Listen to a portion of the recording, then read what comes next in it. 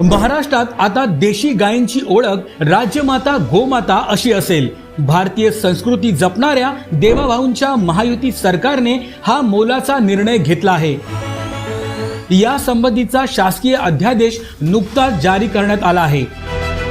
महाराष्ट्रात देशी गायींच्या संख्येत वाढ करून त्यांचं संवर्धन करण्याच्या दृष्टीने देशी गायींच्या पालन पोषणासाठी पशुपालकांना प्रेरित करण्यासाठी हा महत्त्वाचा निर्णय घेण्यात आला आहे।